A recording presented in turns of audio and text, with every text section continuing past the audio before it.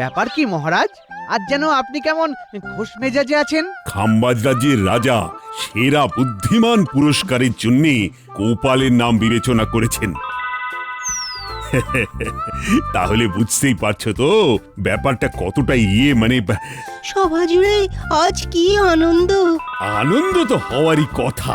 আমার সভাসদদের মধ্যে গোপালই যে সব থেকে জনপ্রিয় আর বিখ্যাত সেটা আর একবার প্রমাণিত হলো। আমি মানতে পারলাম না মহারাজ। মহারাজের জরুরি তলব পেয়ে এলাম। কি প্রয়োজন মহারাজ? খাম্বাজ রাজের হাত থেকে তুমি সেরা বুদ্ধিমান পুরস্কার পেতে চলেছ, আর তুমি কি না বাড়িতে বসে আছো? শুধু শ্রম করলে হবে মহারাজ, একটু বিশ্রামেরও তো প্রয়োজন, তাই না? গোপালের কেবল দেখনদারি, আওয়াজ বেশি, বুঝলে? তাহলে আমার একটা সহজ প্রশ্নের উত্তর দিক রাজসভায় কেউ। বলুন দেখি, কোন সে জিনিস যেটা যে দেয় সে জানে, কিন্তু যে নেয় সে জানে না, আর যে জানে সে নেয় না? কি হলো? বলুন বলুন বলুন। ওই তো মানে এই তো মানে কি জানো, মানে পেটে আসছে কিন্তু ইয়েতে মানে মুখে আসছে না। হ্যাঁ, এই তো ওই তো না করে সোজা কথায় বলো না যে জানি না। না না গোপাল, তুমি বলে দাও। কেউই তো দেখছি বলতে পারছে না। এর উত্তর জ্ঞান মহারাজ। এবার তো মন্ত্রী তুমি মানবে যে গোপালের বুদ্ধির সাথে সাথে জ্ঞানও আছে। সত্যি গোপাল, তোমার মাথায় কত কি যে এমন ঘুরপাক খায় কে জানে।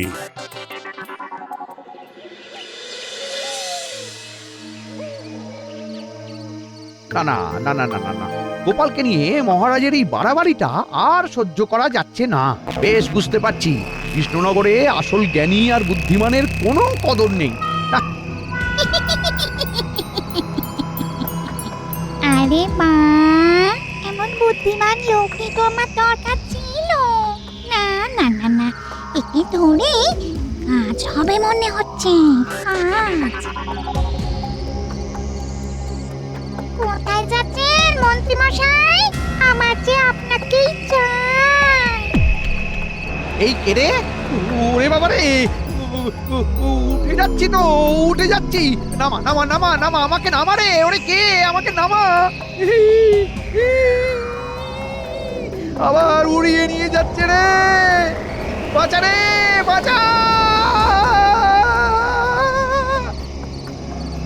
কি যে হবে কিছুই বুঝতে পারছি না। এদিকে গিন্নিও তো যখন তখন কোথায় কোথায় ফুরুত হয়ে যাচ্ছে। বাঁচা রে, বাঁচা।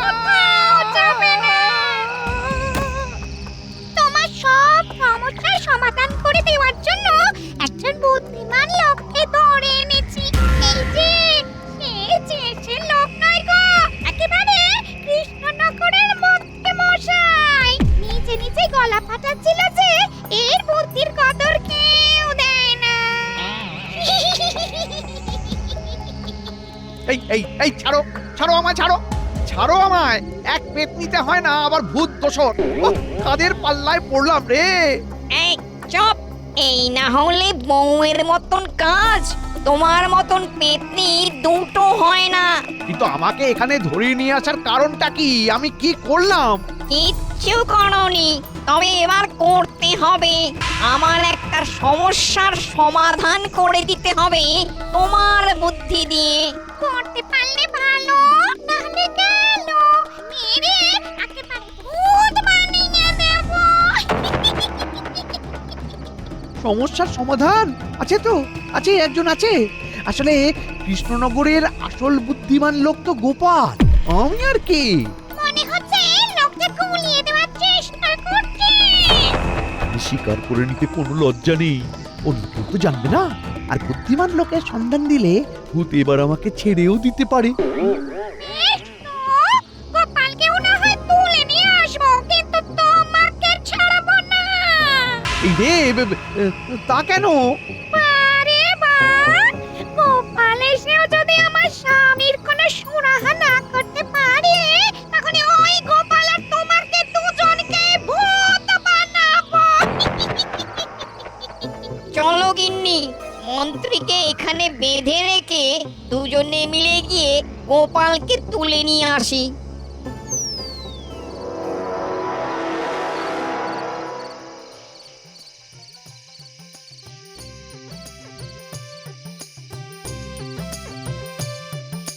হয়েছে গিন্নি, হয়েছে, এইবারে হয়েছে। সে নয় বুঝলাম, কিন্তু হয়েছেটা কি? মন্ত্রী মশাইয়ের থোঁতা মুখ একেবারে ভোঁতা। কারণ খাম্বাজ রাজ্য থেকে এবার পুরস্কার জুটেছে আমার। তাহলে আর কি, হই হই করে চারদিকে বলে বেড়াও। বুঝেছি, আমার পুরস্কার পাওয়ার খবরে খুশি হলে না তাহলে? হ্যাঁ, তুমি পুরস্কার পেলে আমার আর কি ক্ষতি বৃদ্ধি হবে গো? আমাকে তো সেই ফাই ফরমাসি খাটতে হবে, আর হাত পুড়িয়ে রান্না করতে হবে। হ্যাঁ, না না না, আমি থাকতে তুমি হাত পোড়াবে কেন গিন্নি? দেখো না, আজ আমি কেমন তোমাকে রান্না করে খাওয়াই। এই তুমি থামো বাপু, অত কেরামতি আমি সহ্য করতে পারবো না। হ্যাঁ, আগে আমি আড়াল হয়ে যাই, তারপর তুমি যা ইচ্ছে তাই করো। হ্যাঁ, আরে আরে, এই দেখো ও গিন্নি, আরে চললে কোথায়? যা, চলে গেল। না, এবারে তো তাহলে সত্যি সত্যি আমার হাতের খেলা দেখাতে হবে।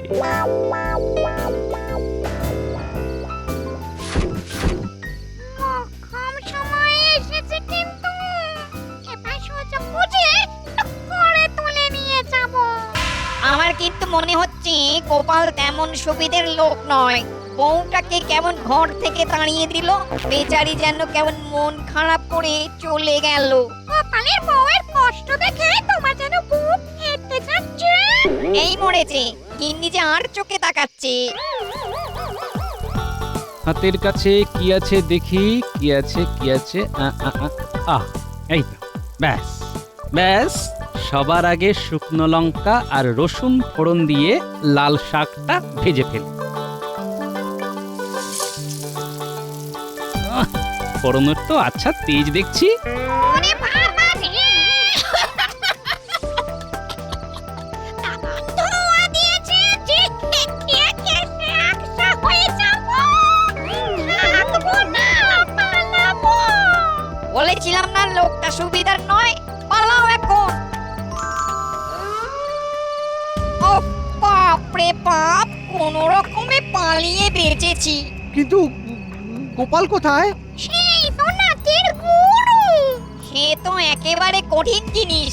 প্রথমে নিজের বউকে তাড়ালো, তারপর আমাদেরকেও তাড়ালো। ওকে বাগিয়ে আনা সহজ নয়। সে কি? তাহলে তো আমাকে এখানেই শুকিয়ে মরতে হবে। তোমরা ভূত হয়েও এভাবে হাল ছেড়ে দেবে? হ্যাঁ, কে বললো ছেড়ে দেব? আমি মোটেই ওকে এমনি এমনি ছেড়ে দেব না। ছলে বলে কৌশলে গোপালকে নিয়ে কবজা করে আনবো, আর আমার স্বামীর সমস্যার সমাধান করাবো। আহা আহা, এমন প্রতিনিষ্ঠ পেতনির কথা শুনে আমার চোখে জল চলে এলো গো। কিন্তু এদিকে হাতে তো আর বেশি সময়ও নেই। এখন না, যা করার তাড়াতাড়ি করবো। আর আমিও হাত ছেড়ে বাঁচবো।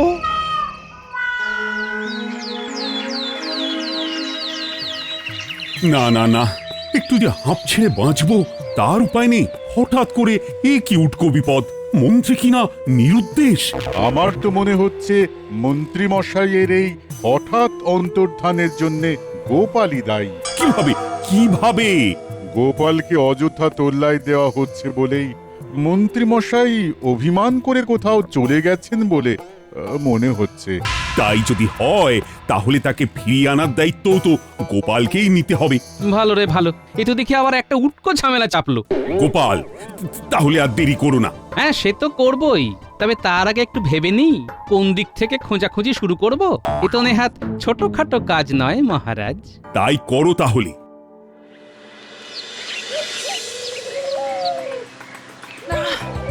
আজ যেন চুল বাঁধতে বাঁধতে একটু বেশি বেলা হয়ে গেল।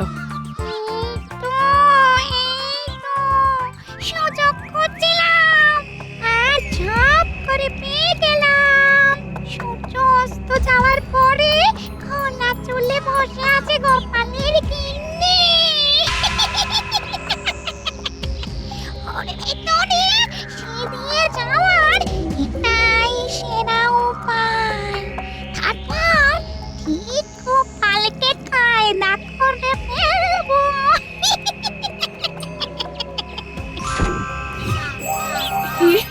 শরীরটা যেন কেমন কেঁপে কেঁপে উঠলো। হ্যাঁ,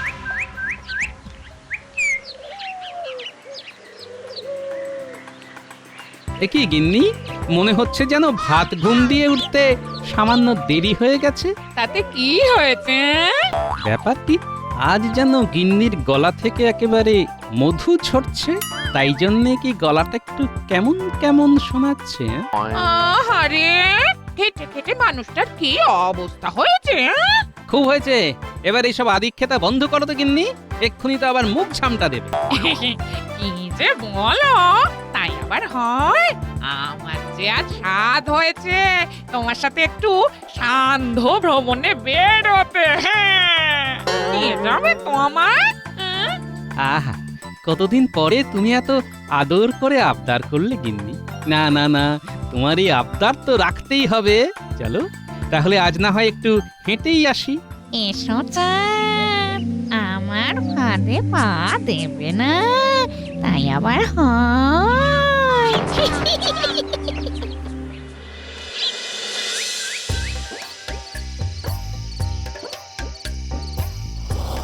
এই তো আমার পছন্দের বাগানে এসে গেছি। এসো না, এসো। এবার ছোঁয়াছুঁই খেলি। আরে, তোমার কি ভীমরতি হয়েছে? হ্যাঁ, এখন এই সন্ধেবেলা ছোঁয়াছুঁই খেলতে বলছো, এরপর বলবে কানামাছি, তারপর লুকোচুরি। এই কি শুরু করেছো বলো তো? হ্যাঁ, করেছি আমি, আর শেষটাও করব আমি। তুমি এখন আমার এলাকায় চলে এসেছো। এ কি, এই গলা তো মানুষের নয়, তবে কি? ঠিক ধরেছ, আমি পেতনি। আর এখন শুধু তুমি নয়, সঙ্গে তোমার বউও আমার খুব চাই। তাই কোনো কায়দা না করে সুর করে আমার সাথে চলে এসো দেখি।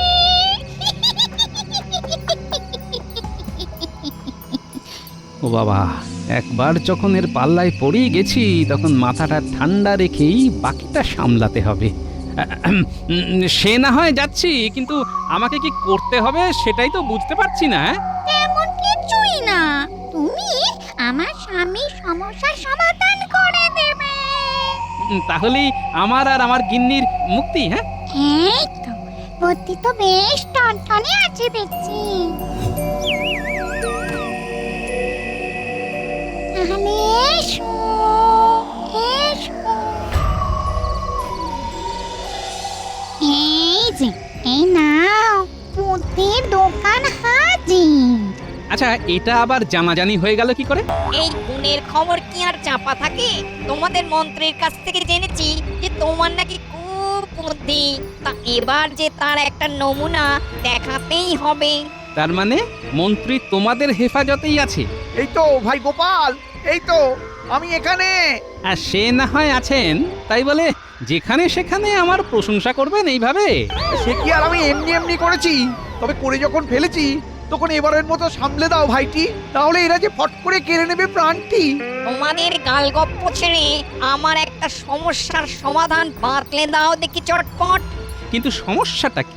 আমরা 3 ভাই, তবে আমাদের বাবা মামদভূত। তার বিষয় আশয় সেই ছেলেকেই বুঝিয়ে দেবে যে সব থেকে বেশি বুদ্ধিমান। তাই তিনি এখন এদের বুদ্ধির পরীক্ষা নিচ্ছেন। আগের গুলোই টুকটাক সামলে দিলেও এবার বেশ ফাঁপড়ে পড়েছি। আমাদের 3 ভাইকে যে কোনো উপায় একটা বড় ঘর ভরে দিতে হবে। কি গেরোয় পড়েছি, কি দিয়ে যে ভরি। বলো কি, সম্পত্তি নিয়ে ঝামেলা তাহলে ভূতেদের মধ্যেও পুরোদমে আছে বলছো? সে যাই হোক, তা তোমার দাদারা কি করে করুক, তারপর আমি না হয় ঠিক একটা ব্যবস্থা করে দেবো, বুঝলে?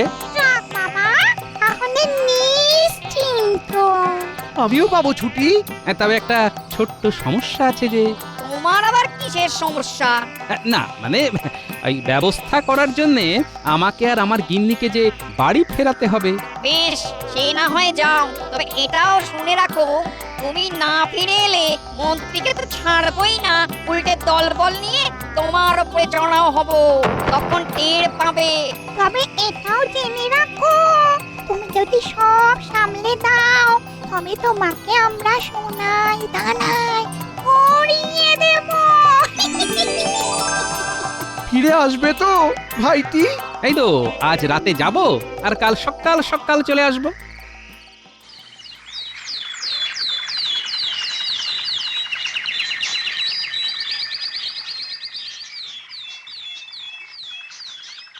গিন্নি ঘুমাচ্ছে, এই ফাঁকে সিন্দুক থেকে জিনিসটা গ্যাঁটে ভরে গট গট করে হাঁটা দিই।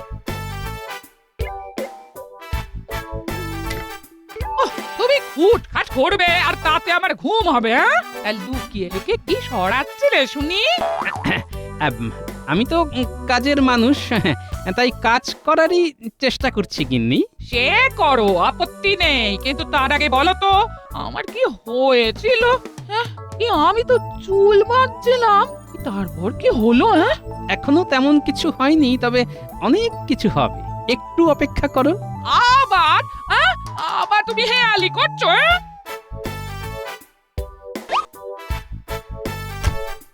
এখন হেয়ালি মনে হচ্ছে, তবে আমি ফিরে এলে বুঝবে আমি তোমার খেয়ালি রাখি গিন্নি।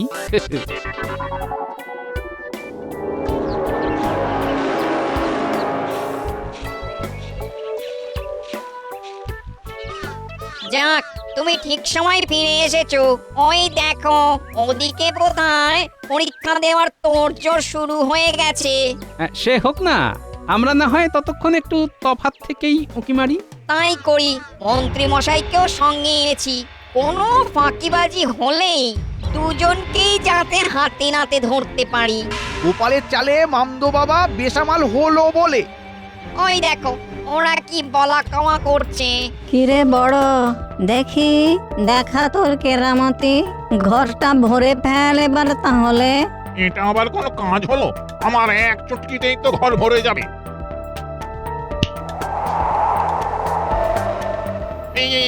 একই হুড় হুড় করে পাতাপুতি ঢুকলো, তবু ঘর তো দেখছে যে কে সেই। কি হলো? চুটকির কায়দা তো একেবারে চটকে গেল। না, হাল ছেড়ে দেওয়া ছাড়া আর তো কোনো উপায় নেই। তবে আমি যাও বা পেরেছি, বাকিরা তো তাও পারবে না। এবারে মেজোর পালা, নে তুই এবারে তোর কেরামতি দেখা। দাদার মতো ভুল আমি করব না, আমার কিন্তু চোখের এক ইশারায় কাজ হয়ে যাবে। কি হলো, এত ধুলোবালিতেও ঘরটা খালি থেকে গেল? কিরে, আর একবার চেষ্টা করে দেখবি নাকি? তাতে কি আর কাজের কাজ কিছু হবে? না না না না না না, আমাকেও মনে হচ্ছে বড়র মতো হাল ছেড়ে দিতে হবে। এবার তো আমার পালা, আমি কি করব এবার? দাদারা এত কায়দা করেও তো কিছু করতে পারলো না।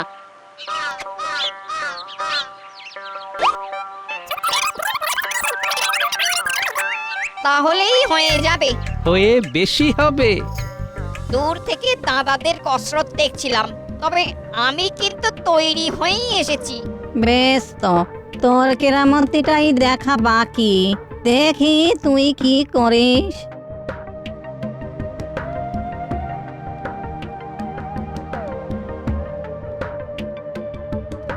এই যে সারাটা ঘর কেমন ভরে দিলাম। ও, বুদ্ধি করে একটা উপায় তো ঠিক বের করেছিস। না না, যার এত বুদ্ধি, আমার সব সম্পত্তি তো তাকেই দিতে হবে, সব তোকেই দিয়ে দেব আবার। আর আমাদের কি হবে? আমাদের কি তাহলে ওই শাওড়া গাছের ডালে বসেই ঠ্যাং দোলাতে হবে? সেটাই বা মন্দ কি? আমদানি তো নেহাত মন্দ হচ্ছে না মনে হচ্ছে, মাঝে মাঝে এসে সমস্যার সমাধান করে দিলে ঝোলা ভরতে অসুবিধে হবে না।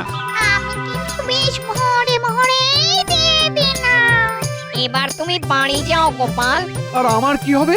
আমার মানে গোপালের সন্ধান যে আমি দিলাম, তারপরেও হাত খালি থাকবে? হ্যাঁ, এ যদি গোপালের মনে হয় তবে কিছু দান ধ্যান করবে। কি হলো মন্ত্রী মশাই, আমার পুঁটলি ভরা দেখে আপনার শরীরটা কি আইঢাই করছে?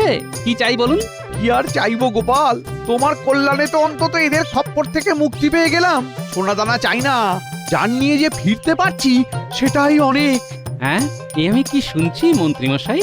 দাঁড়ান দাঁড়ান দাঁড়ান, কানটা একটু খুঁচিয়ে নিই হালকা করে। হ্যাঁ,